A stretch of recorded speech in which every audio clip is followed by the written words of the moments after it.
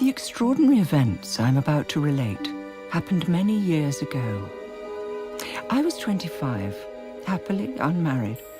My father, Professor Pierre Aronnax of the Museum of Natural History in Paris, had left me in New York, cataloguing his specimens, while he went off gathering more in Nebraska. In that moment, the world, what little I knew of it then, seemed peaceful. Then, quite literally, out of the blue, a gigantic thing began appearing in the oceans of the world. Spindle-shaped, sometimes dark, sometimes glowing with an eerie light, far larger and faster than any fish ever seen. It excited curiosity, speculation, and fear. When on a summer's day, 100 miles off the coast of Ireland, it attacked the SS Scotia, a ship of the Cunard Line, gouging a great gash in the vessel's iron hull.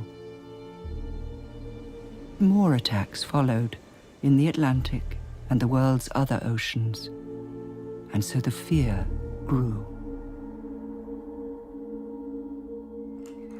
Surely you're not admitting you were wrong, Father? I did not say I was wrong. You said it would be impossible for a sperm whale. A cachalot, Connie. The proper name, please. The French name. You said a cachalot could never penetrate the iron plates of a steamship. My cachalot theory was formulated on the basis of the available evidence. Now the non-facts have changed. I have adapted my theory. I now know the creature to be a narwhal. A narwhal? Monodon monoceros, the unicorn of the seas. I know what a narwhal is. The trilobites go on the arthropod shelf. Pay attention, Connie, please. According to reports, whatever's attacking shipping is at least 10 times the size of the largest narwhal. Ichthyology has a myriad unsolved mysteries still. The sunless depths of our oceans are as little known to us as the dark side of the moon. We have no idea what fantastical creatures may dwell in those unfathomable depths. Papa, kindly do not address me as if I were a lecture hall full of your students. Oh, I believe it's a boat. A what? Some sort of underwater boat. A submarine vessel. Have you been reading novels again? You are utterly mistaken, Connie, about it being a so-called submarine. I shall prove you are mistaken. Shall you, Papa? How? I received this letter yesterday from the Secretary of the Navy requesting my presence. Here, you had better read it yourself.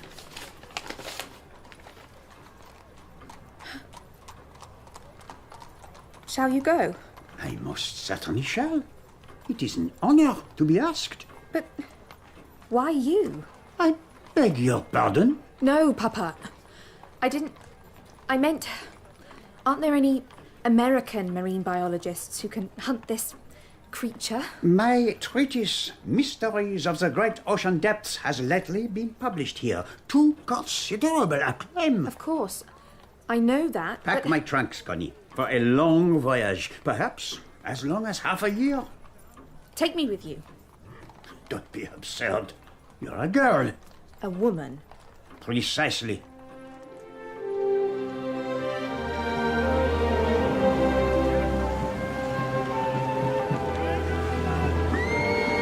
Head slow ahead. Take her up to half speed when we make the East River. Let's give those crowds something to cheer.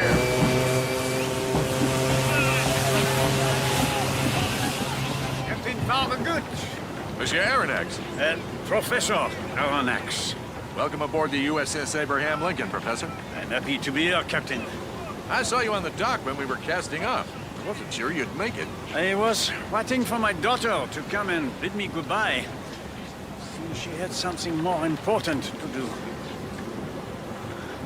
Fine ship, Captain. The Abe Lincoln is the fastest frigate in the Union Navy. Top speed at 18 knots. We'll need it if we are to catch this giant cetacean. Oh, we'll catch it. No ship's better equipped for the task. We've got every whaling weapon known to man, from concrete rockets to a deck-mounted harpoon gun. And the famous Canadian whaler Ned Land is on board. Like to meet him, Professor? Very much, but first I should like to go to my cabin and unpack.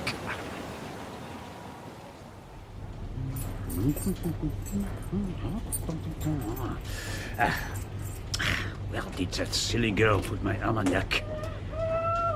What? What? What on earth? Connie! What kept you so long? I was suffocating in there. No, this cannot be. Connie, you will go back to New York immediately. I shall tell Captain Farragut to turn the ship around. I fear that's impossible, Professor. We've already dropped the pilot. Miss Aronnax, I presume. Call me Connie, please. Captain. Farragut. In 20 years at the helm, you're my first stowaway. Surely we can drop her somewhere, Captain. Put her off in a skiff. We just passed the coast of Long Island, Professor. We're at full steam. Heading out into the Atlantic.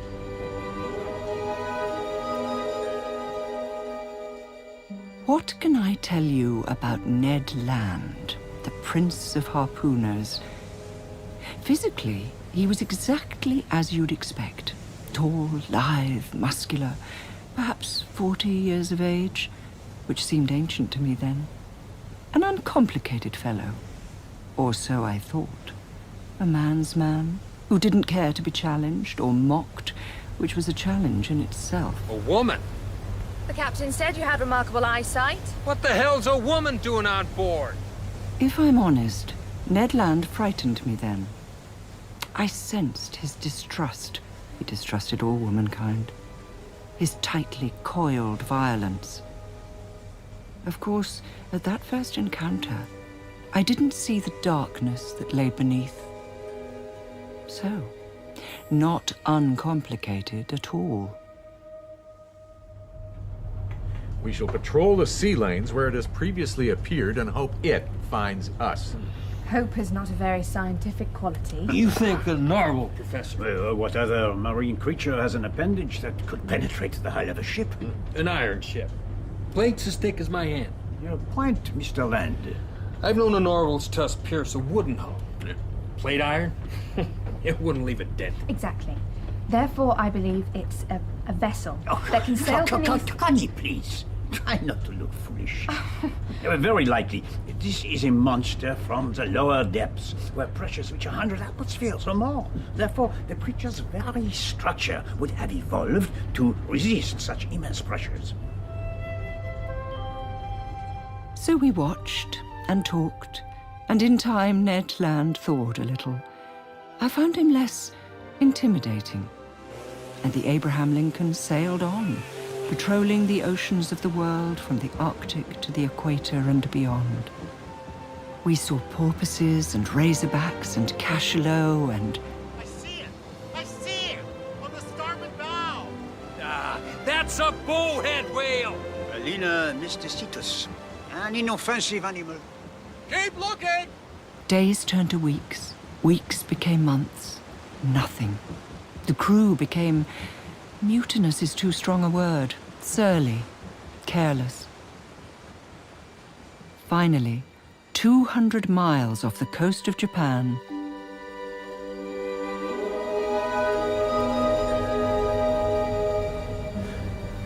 A million stars out tonight. Foreign stars. Quite different from the stars over France. Sorry you came now, Connie. Not sorry, Papa. Disappointed. When we return to Paris, I shall be a laughingstock. You must try not to mind. Monster ahoy! There she is! Our creature! Off the starboard bow! Where? There. See? Oh, it is even greater than I imagined. Papa, it's glowing! Phosphorescence? No, too strong. It's an electrical brightness! Fast, too. Full steam! What are we looking at, Professor? A giant narwhal. Ned, can you kill it? You bet. Seaman! That's my harpoon! You there! Hold the forecastle gun! Our quarry kept to starboard, a cable's length away. For a long while, we sped along side by side, slicing through the dark ocean, the creature apparently without effort. The Abe Lincoln straining, Tap on more steam! masts shuddering like pines in a gale, funnels belching smoke. Sometimes the creature swerved closer, as if to get a better look at us. When it did, Firing! Stand clear! Did you hit it, Ned? I did. I swear I did. The shot bounced off.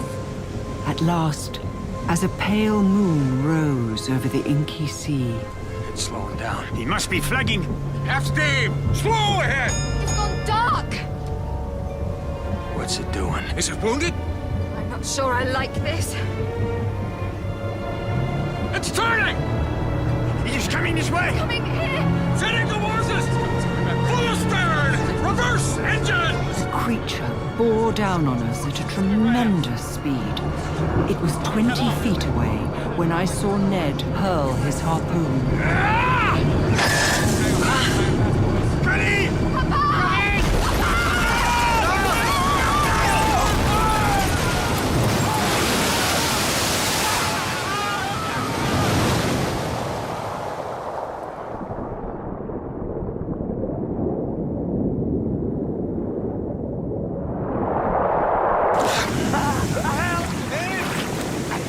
Somebody help me!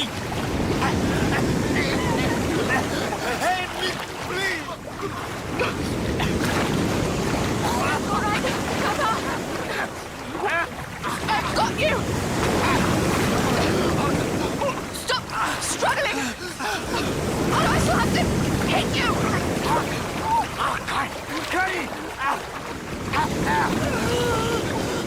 Lie back! Let the water hold you up! What shall we do? We shall float to cover and call for help. And we shall hope. Help! Help! Help!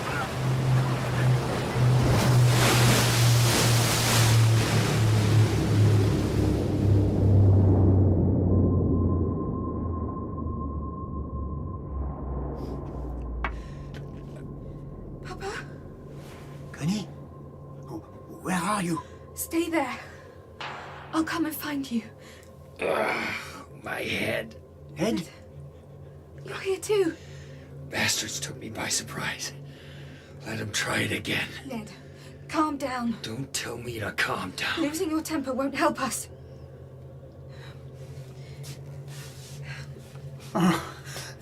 Connie!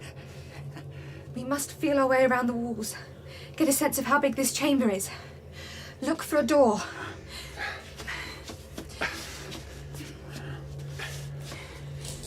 Good afternoon. What? Who's this? You are wet, hungry, and tired. Who are you, sir? We have a right to know. You have no rights. You lost them when you attacked my ship. But I will answer Professor Aronnax. How do you know who I am? I am Nemo, captain of this vessel. You, your daughter Connie, and Ned Land How the hell do you know all this? will find dry clothes on the other side of that door. Food, couches upon which you may sleep. Eat and rest. Then we shall talk.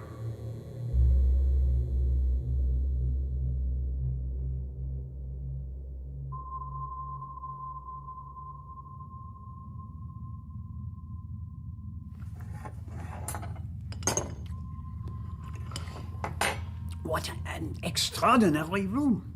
I have dined in grand hotels that were shabby compared to this. These victuals. It's tasty enough, but what the hell are they? It's all from the sea.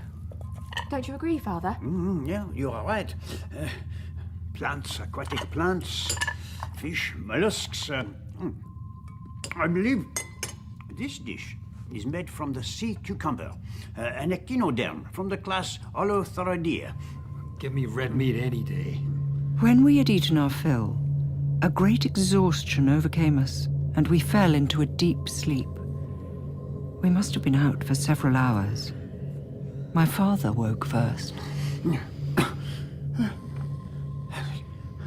Professor Aronnax. At last. Captain Nemo. Connie. Ned, wake up! You ate well? Queer food. And no beer. Yes. Thank you, Captain. You're well rested.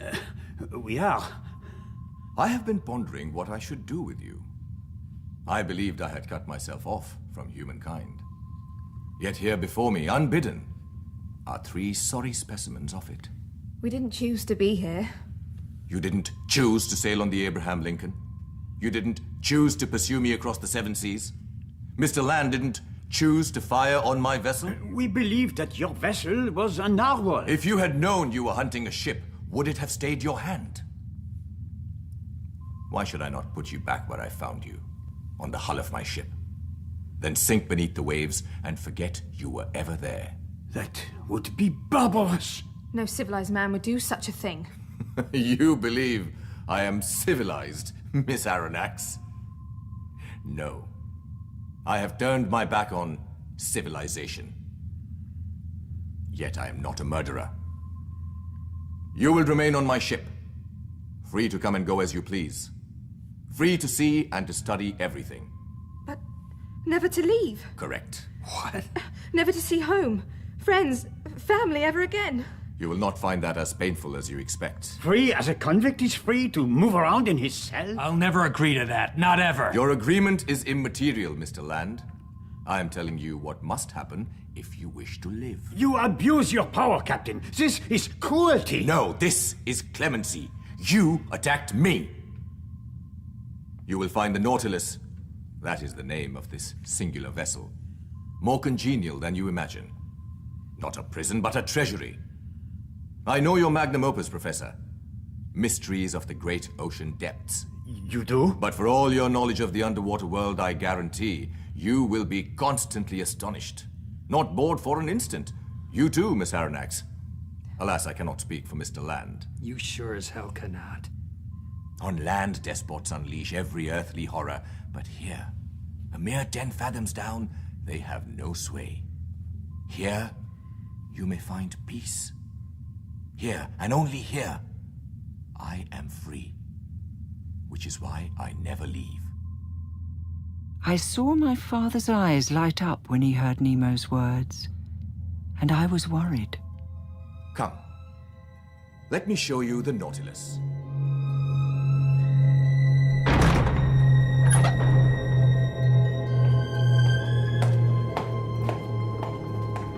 I have sailed on great ocean liners less luxurious and well-appointed than the Nautilus.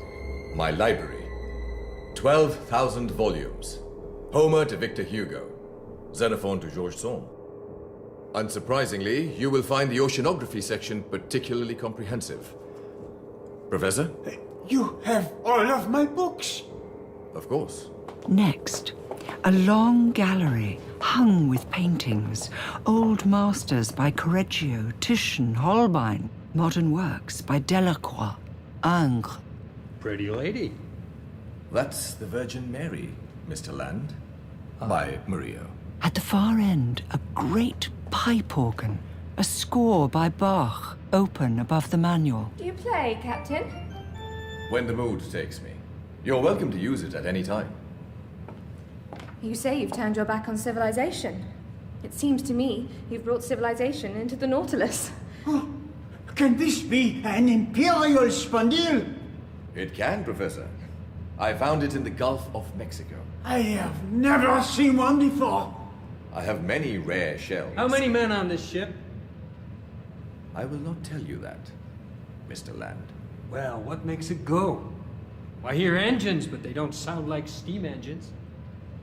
The Nautilus is powered by electricity. The ocean gives the Nautilus heat, light, movement. In a word, life itself. I could see it was all very clever. My father and Ned were enthralled. But I confess, my own attention wandered. Now, gentlemen, and lady, I shall show you what may be the most remarkable feature of all. This way.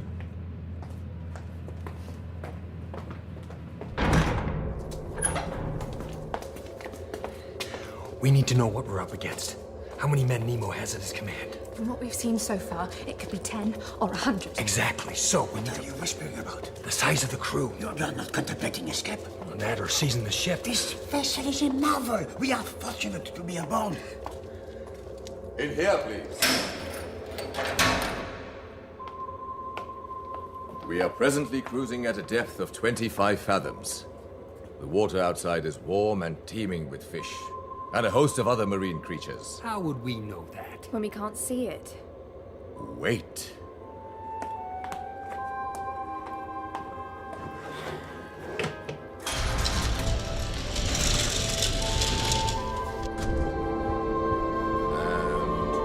And light. Unbelievable. I never dreamed. This is truly the most marvelous sight I've ever seen. 25 fathoms, eh? Are these windows secure? Crystal glass, 3 inches thick. Safe at 4 times this depth. Oh, my dear.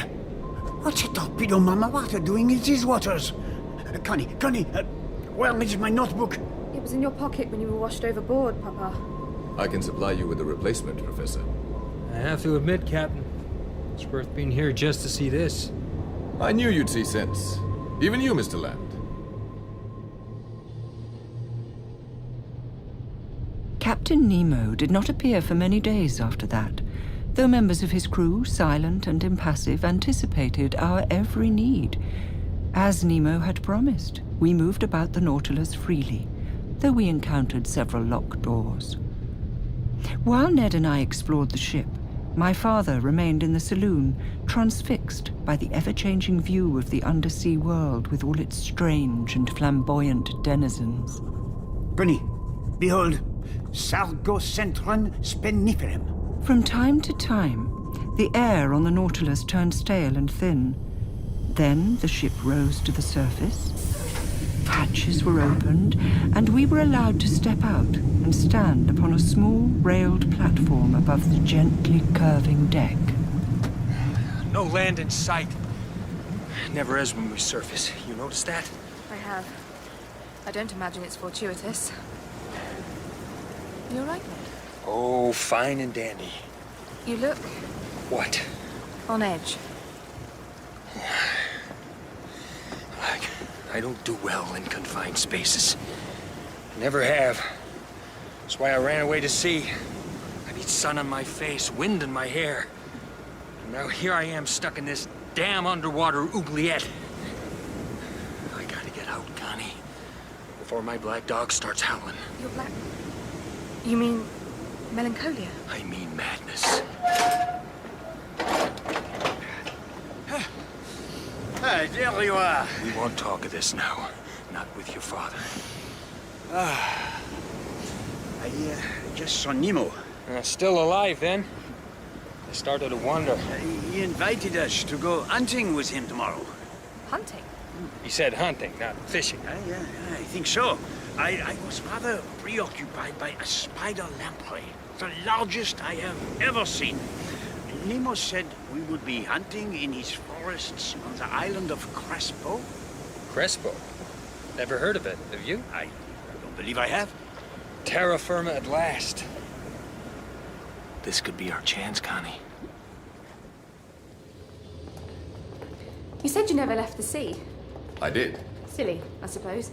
I took you literally. Not silly at all, Miss Aronnax. You say you got forests on this island. I have. Though no monkeys climb trees or big cats link between them. The robing room. Pressurized. With a hatch that opens to the outside of the ship.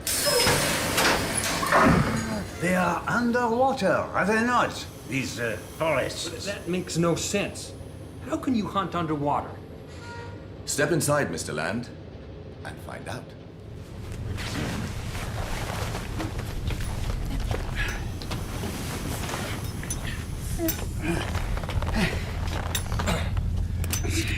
There. Can you move freely? I can move. I wouldn't say freely. You'll find it far easier in the water. The suit won't feel heavy at all. Professor? Booted and spurred, I think. Excellent. And finally, the helmets. Ned, you're not in your suit. You're not getting me in one of those. You must wear a diving suit to leave the ship. So if you want to come on this hunt... I'll pass, thank you. Ned, are you scared? I don't want to talk about it. I'm just not coming. What do we hunt with, Captain? Harpoons? Rifles. Like this one. Here. How is that gonna work? Even if you could get gunpowder to ignite underwater... These guns, powered by compressed air, fire glass balls that hold an electrical charge. Miniature Leyden jars, if you like. The ball has only to touch its target. The creature, no matter how large, drops dead. I'll bring you back something tasty, Ned.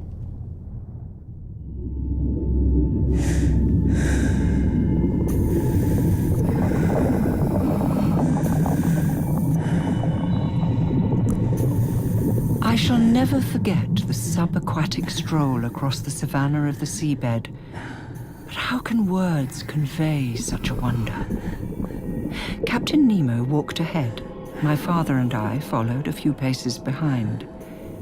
I was surprised to see that the sun's rays, piercing the undulating silver ceiling high above our heads, still retained their power at that depth, so we could see clearly for 100 meters or more. Fish swam about us, singly and in shoals. I could see my father mentally classifying them as he walked. Above, multicolored jellyfish floated and pulsed, their frond-like tentacles swaying as we passed. After walking for 2 hours, we attained our hunting ground. Nemo's forest on the edge of Crespo Island, a tract of lofty perpendicular plants, dense as any jungle on Earth, and as in a terrestrial jungle, mortal dangers lurked. When my father and I stopped to examine a scarlet ceramium, a genus of red algae, I saw Nemo turn, raise his rifle and fire. A hideous sea spider, a meter across, fell writhing at our feet. We moved on, leaving the forest's dark depths to a gently rising stretch of white sand that a mile further on became one of Crespo's beaches. I was looking up at the shadows of seabirds skimming the ocean's surface far above when Nemo grabbed me and pushed me down into the sand.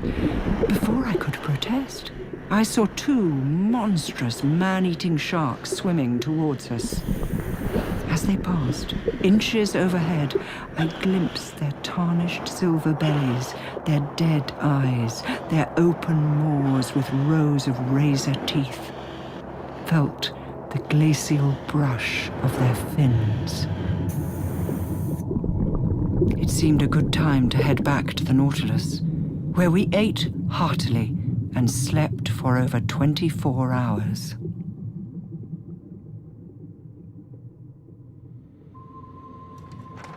From these charts, place that inkwell on the corner there, Ned. And from what Captain Nemo said about heading toward the Indian Ocean, I believe we are here. The Torres Strait. We are traveling at considerable speed, would you not say? We seem to be, yeah. Which makes me fearful. Why? The Torres Strait is an infamously treacherous channel, full of shallows, currents, rocks. It's notorious for shipwrecks. Well, there you are. Good morning, Connie. Morning. Good morning.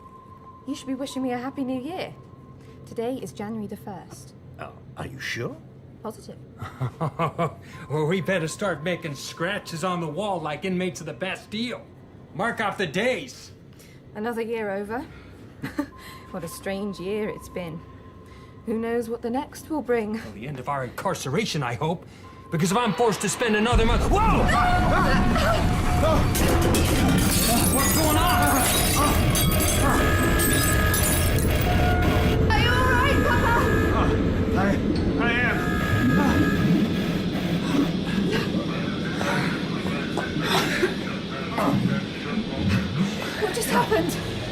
must have hit something. Seems like your fears were justified, Professor.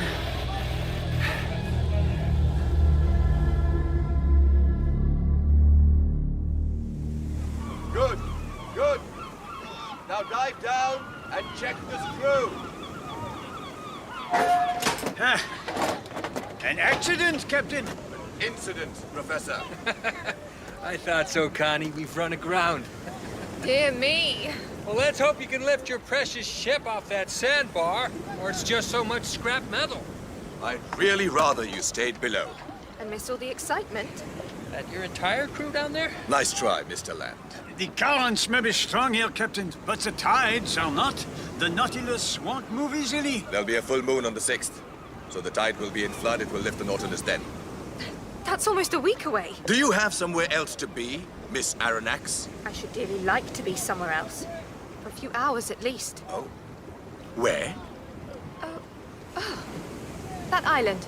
Over there.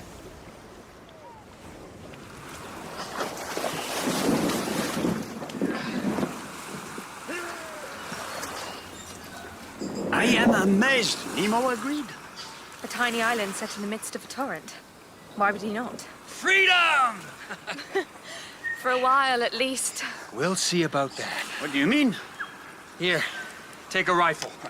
Wait, Ned, where could we go but back to the Nautilus? Coconuts and breadfruit. There, look, parrots. City scenes. A highly intelligent species of bird. Shot! Blast, grub that's not fishy. They say parrot tastes like pheasant. Who says? People who've never tasted pheasant.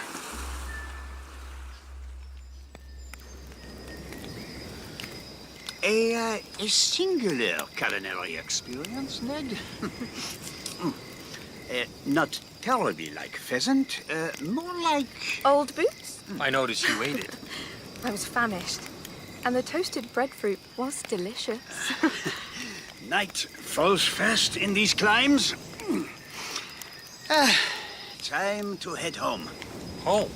If we're back on the Nautilus by dusk, as we agreed, Nemo may let us return to the island tomorrow. I'm not returning to the Nautilus. Ned? One more day in that tub, I'll run mad. Kill Nemo or one of his creepy crewmen, or myself. Have you taken leave of your senses, Ned? Did you not hear me, Professor? I am trying desperately to keep a hold of my senses, trying to fend off the black dog. You believe you can survive on parrot and breadfruit because no one will rescue you? The closest shipping lane is 1,000 miles away. Papa, let me talk to No, you will die here. Better here than in that tin-plate Bastille. The Nautilus is a miracle of modern science. Papa, stop! What, Connie? Wait for us by the boat. Oh, Please. I feel exactly as you do, Ned. Incarcerated. That's so. Feeling more desperate by the day. You don't show it. Perhaps because I'm blessed with something that you lack. Yeah? What's that? Why are you taking so long? Hurry up! A distraction. But Papa's right. Remain on this island, and you'll be fleeing from one prison cell into another. I would have liked air. Come back to the Nautilus, Ned. The chance of escape will come. I'm sure of it. It hasn't so far. Not even close. It must. In time. A year? 10? 20? You could become an old maid on the Nautilus, Connie. You thought of that? Oh, yes. My father and I can never escape without you, Ned. So please, do not abandon us now. I knew you were trouble when I first set eyes on you. Let's get back.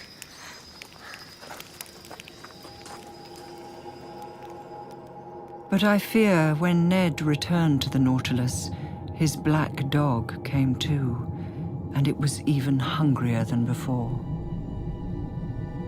5 days later, the ship was refloated on the full moon tide, and we resumed our travels. Our enigmatic captain disappeared for a long time after that. One morning, in early spring, Ned, my father, and I all awoke with blinding headaches after a morbid sleep full of troubling dreams. We suspected our supper the night before had been laced with a powerful narcotic. For a while afterwards, Nemo's black-clad crew, usually impassive and unreadable as the fish my father observed through the viewing windows, seemed edgy and excitable. Something happened. Something Nemo didn't want us to witness. If we were drugged beforehand, it must have been planned. It must have been big, too. Else why would he need us unconscious? Could have just locked us in our rooms like he's done before. He claims he's turned his back on human society. He obviously has. My apologies, Professor. Captain! I should have opened the panels before.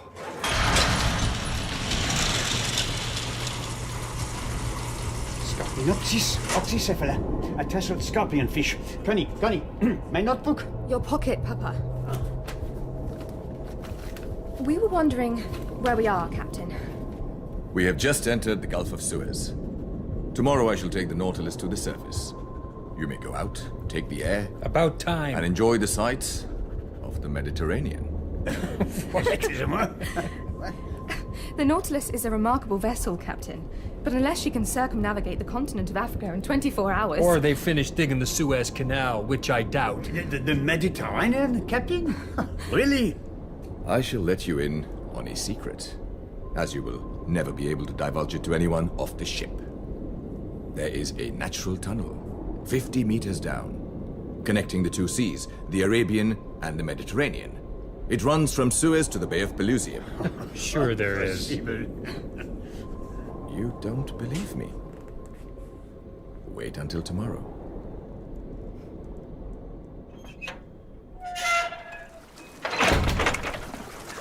Are we really in the Mediterranean? We are. The Mare Nostrum, as the Romans called it.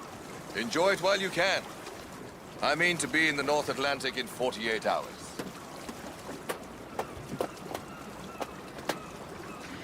We must get off this tub while we're still in the Med. Before Nemo can drag us to the North Pole or some other godforsaken spot. I agree. Father? We are prisoners, of course. I know that, but the Nautilus provides me with opportunities to observe the wonders of the deep bestowed upon no other man. What are you saying? That I should like a few more months, a few more 1,000 leagues to complete my studies. If Nemo offered you your freedom today... I would decline. You arrogant, selfish old man. How dare you speak to me like that? I am a member of the Academy. You are surely the worst father in the world. Connie! You may care nothing for me, but think of your daughter, who is more devoted to you than you could ever deserve. Defend me. Would you condemn her to this undersea prison hulk for the rest of her life? Is Ned right? Would you sacrifice my freedom, my happiness, my life, on the altar of your research?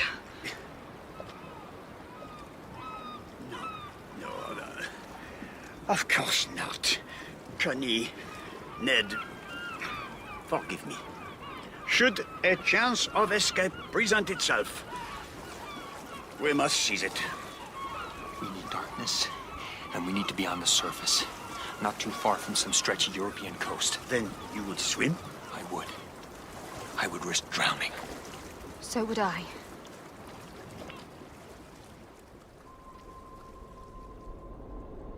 And those odd-looking fellows are gobies, of the family Gobiidae. They are mentioned by Aristotle.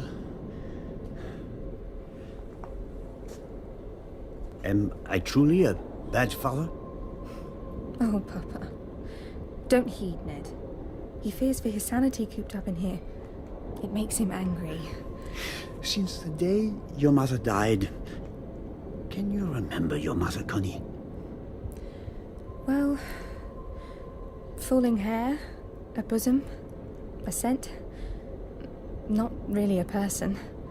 Since that sad day, in all my dealings with you, I have tried to imagine what your dear mother would do. I never knew that. And I always fall short. You never answered my question. I think you're the perfect father. Why, thank you, my dear. Preoccupied, absent-minded, often absent entirely. Oh, Connie, no. Which has always suited me fine. That chance we spoke of. Yes. It may be upon us very soon. If Nemo keeps his course, we pass within a half-mile of the island of Santorini an hour after dark. We need to persuade him to take the Nautilus to the surface.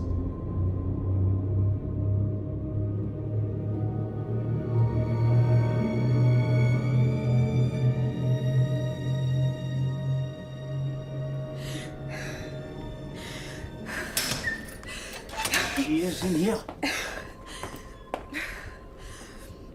Your father tells me you're indisposed. I'm finding it difficult to breathe, as if I were suffocating. It's this big tin coffin. The gal needs fresh air. You wish me to take the Nautilus to the surface? For a while. If you could, I believe it might help. Please, Captain. We'd lose time.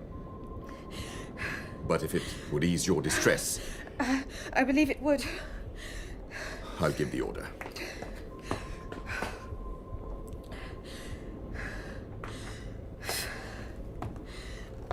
Of course, you may merely be suffering from the heat.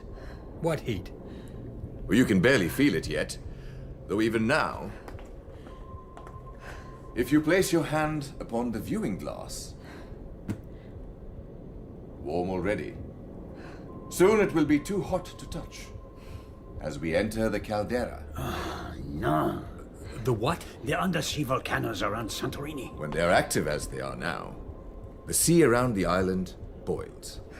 All marine life dies. Anyone going into that water would perish. Instantly. No, perhaps it is better we keep moving and stay submerged. If that's what you think, I hope you recover soon, Miss Aronnax. I swear, I'm gonna tear him limb from limb! My father claimed to share our disappointment, though I could see his real frustration was that we crossed the Mediterranean so quickly, he saw as little of the undersea world as a passenger on an express train sees of the country he hurtles through. Over the months that followed, the Nautilus traveled an immense distance, rising to the surface almost daily, though never once in sight of land. We did see extraordinary sights.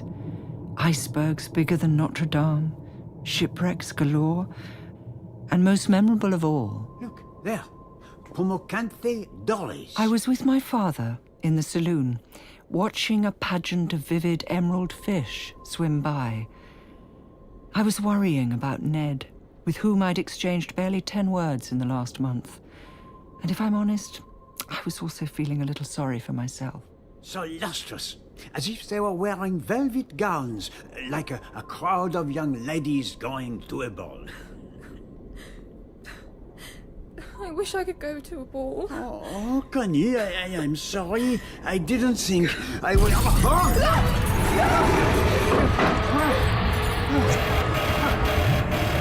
that door! Close all closer! Are you all right? A little shaken, but I'm fine. Seal the bulkheads! What did we hit? A whale? Oh, a whale would swim away. Well, whatever this is. It's still with us! Are you all right? Ned! It's mayhem out there. Nemos! I'm trying to surface, but something's dragging us down.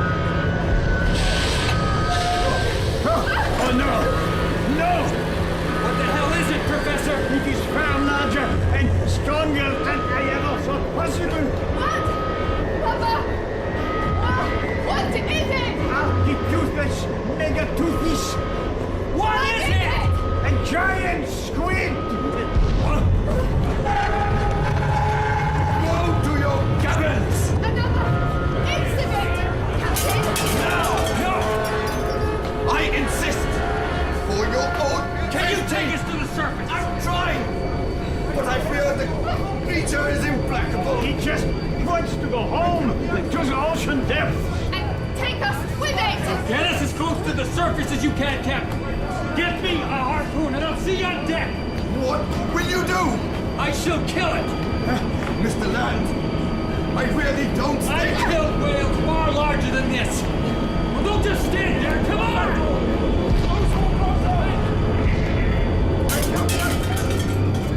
My father and I watched, spellbound, as the Nautilus rose and fell, until at last a great dark cloud obscured our view. Just released it! We held our breath as the cloud turned from black to red. He's done it!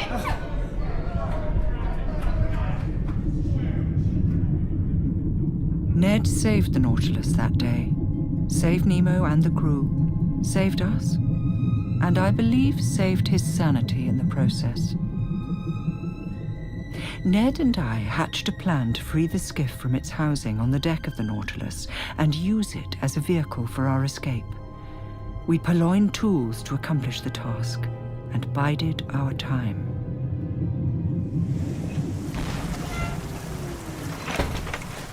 I heard explosions. That's a warship firing on us. What? Getting closer all the time. Come on, lads! What nationality? I can't tell they are not flying colors. If they come closer, I'm swimming over to them. You should do the same. You think they know we are a ship? We don't look like a ship. Maybe they think we are, well... They know exactly what we are. Because they've been sent to sink us. That ship is the successor to the Abraham Lincoln. Come on, lads! You can do better than that! Stop that!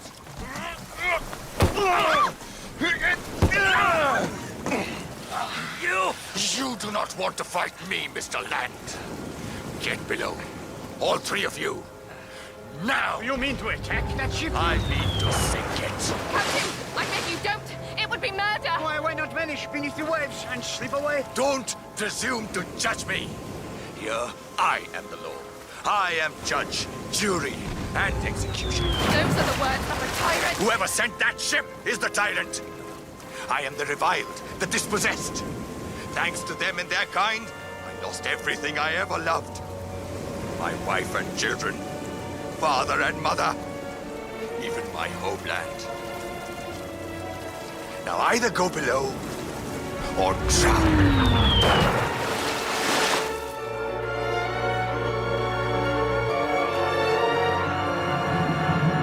Ned, my father, and I kept company in the saloon. The panels that shuttered the viewing windows were closed, so we could see nothing of the tumult raging outside, though we felt every last blow. He said he lost his homeland. What land might that be? Can't tell. He said he lost his family too. That explains all the hate. That was too close. That's what happened when he drugged us. He sank another ship. We're speeding up. What the hell?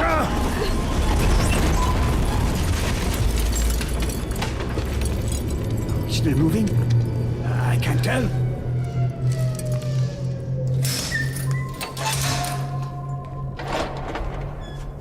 It's over. What do you mean? You wish me to show you?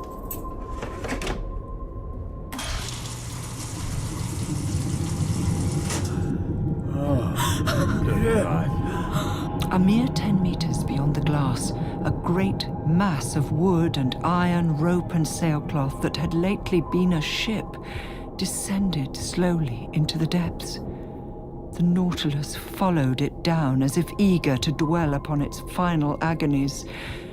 So we saw everything. The gash in its hull, like a fatal wound. The splintering masts and billowing sails, the rows of useless cannon. Most terrible of all, a sight forever graven in my memory. The frantic, shadowy figures trapped between the decks, twisting in the shrouds, drifting away until they were lost forever in the dark. Satisfied? Captain? Connie! I followed Nemo, the remorseless avenger, through the ship to his quarters. As his door slowly closed, I saw him fall to his knees before a portrait of a woman holding 2 small children, stretch out his arms to them, and weep.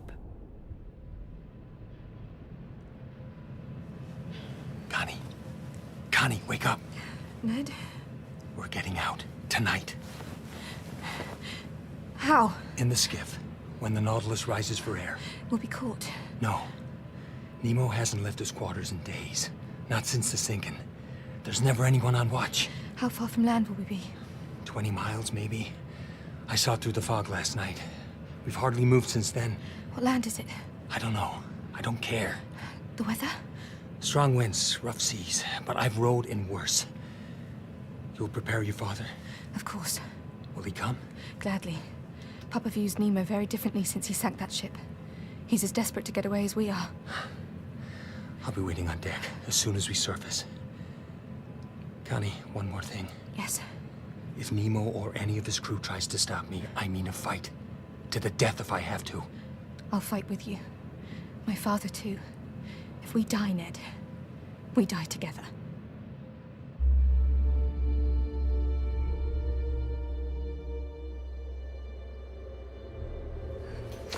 You have to admit, it's been an amazing voyage. We must have traveled at least 20,000 leagues. Papa! Shush! Think of all we saw, all we experienced. The abundant oceans, the giant squid, our underwater walk. Nemo himself, a tyrant, yes, but a most remarkable man. A true spirit of the seas. What have you got in this bag? Bricks? My notebooks, all my studies and observations. Oh no! What? Nemo's in the gallery. Isn't there another way out? You know there's not. We'll have to sneak past him. You really don't think... We'll be fine. As long as he doesn't stop playing. It's pitch dark in there. All the better for us. Just don't bump into anything. Come on.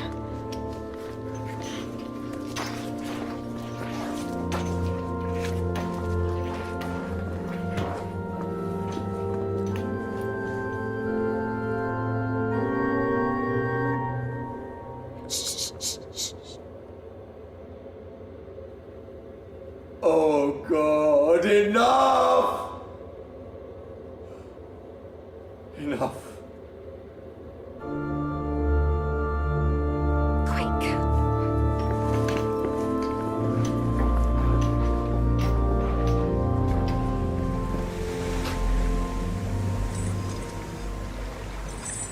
Ned!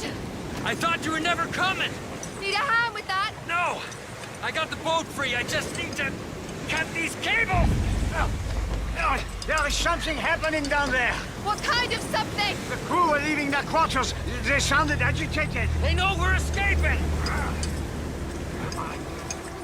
I don't see how. They are saying something. I got it free!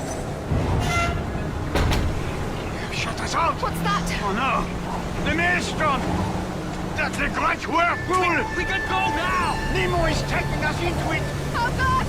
I see it! There! Get in, quick! Oh no, Ned. This ship is useless now. We need to stay with the Nautilus.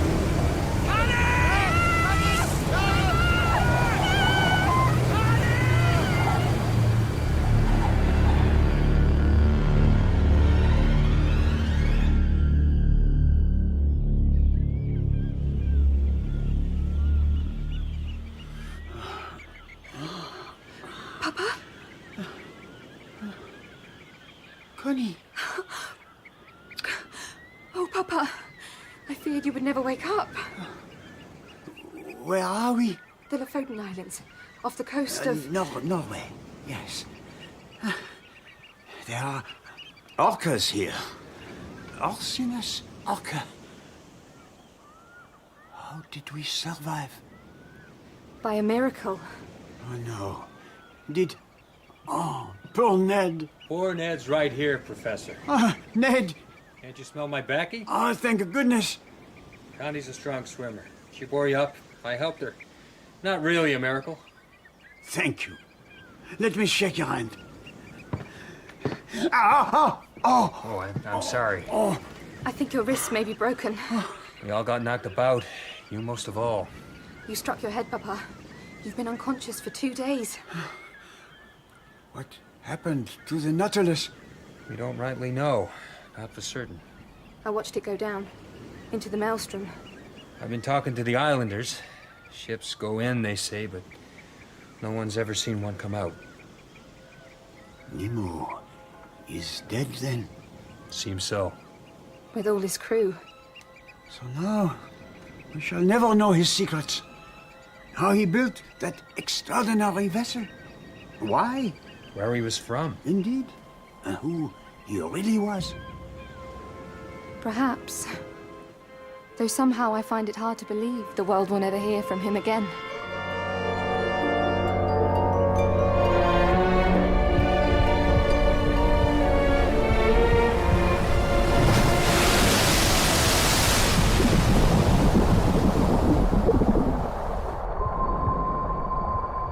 In 20,000 Leagues Under the Sea by Jules Verne, Professor Aronnax was played by Neil McCaw, Connie by Madeline Hatt, and Captain Nemo by Saga Aria. Ned Land was David Seddon, and Captain Farragut was Philip Brotherton. The narrator was Georgie Glenn. 20,000 Leagues Under the Sea was dramatized by Gregory Evans, and the director was Mark Beebe.